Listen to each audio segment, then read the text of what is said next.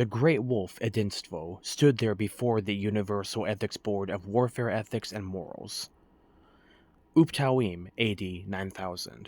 His presence commanding absolute authority in the Grand Chamber, his silvered fur gleaming under the artificial starlight projected across the vaulted ceiling, and his voice, deep and resonant, filled the space with a gravity that silenced even the most skeptical among the board. I stand here not to apologize, nor to seek approval, but to reaffirm the choices made by the Astral Empire nearly 500 years ago, when we severed our ties with the universal power treaties of warfare, ethics, and morals. Edinstvo began, his golden eyes piercing through the assembly. These treaties, while noble in their inception, have become shackles, a hindrance to the protection of my people and the sanctity of my empire. The origins of the UPTOWEAM AD-9000. 7 millennia ago, the UPTOWEAM AD-9000 was born of idealism. It sought to establish a universal standard of conduct during warfare, to curb unnecessary suffering, and to impose a moral framework upon the chaos of interstellar conflict. Both aggressors and defenders were to abide by rules of honor and restraint and mutual respect, even amidst the horrors of war. For millennia, the Astral Empire honored these principles, but as the universe evolved, so did its conflicts. Enemies became more cunning, more ruthless, exploiting the very rules meant to maintain balance. Empires rose and fell under the weight of their adherence to these treaties, bound by ethics while their foes exploited loopholes. The Great Wolf recounted this grim reality. The treaties, once heralded as a beacon of hope, had become a liability. They offer protection not to the innocent, but to the wicked who wield them as shields. My empire cannot, and will not, allow such vulnerabilities to exist. The Severance. 5 centuries ago, the Astral Empire made the unprecedented decision to withdraw from the UPTOWEAM AD-9000. The move was met with universal condemnation. Empires branded the Astral Empire as dishonorable, a pariah among the stars. The Great Wolf, however, remained resolute. We were labeled ruthless, heartless, devoid of morality, Edinstvo stated. But morality is a hollow concept when it leads to the slaughter of trillions of innocent lives. Ethics cannot exist in a vacuum. They must serve the greater good, not the preservation of bureaucracy. The decision was not made lightly. The Great Wolf had weighed the cost of compliance against the price of survival. He had witnessed allies perish, unable to defend themselves effectively due to the constraints of UPTOWEAM's doctrines.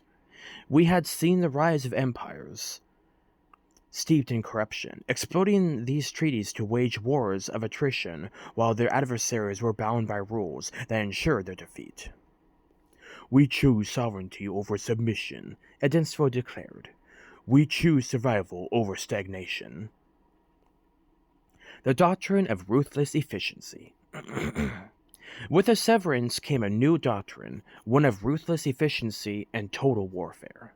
The Astral Empire would fight as brutally as necessary to ensure victory.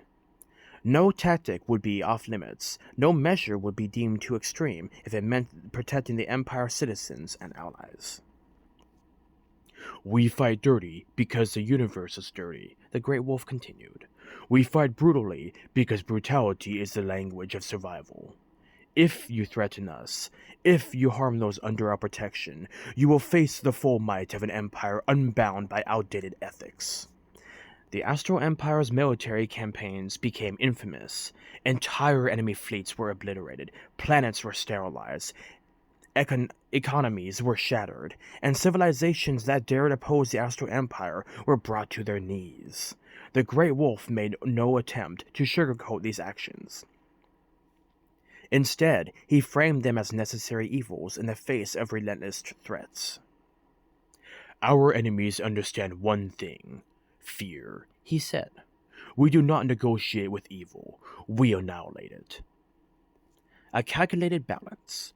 Despite his reputation for ruthlessness, the Astral Empire had not descended into mindless cruelty. Edinstvo emphasized the careful balance maintained within the Empire's doctrine. "We do not kill for the sake of killing," he explained. "We do not destroy for the sake of destruction. Our actions are precise, calculated, and targeted. Innocent lives are spared whenever necessary, whenever possible. Our doctrine, though severe, is guided by principles far more honorable than the hollow platitudes of UPTOWEAM." The Great Wolf pointed to the Empire's unwavering hierarchy of priorities. "The Great Creator. Our first allegiance is to the divine will of the Great Creator, whose wisdom guides us in all things. The Astral Seven. Our connection to these celestial entities strengthens our resolve and our unity. They are the seven spirits of the Great Creator, and also the pillars of our society, and of which we uphold to our very souls. The Empire and its people. Our foremost duty is to protect our citizens and ensure their prosperity. Allies and treaties. We honor our commitments to those who stand with us, provided they remain just and true. The innocent and oppressed. We extend our protection to those in need, provided it does not compromise the safety of our own." A warning to the board.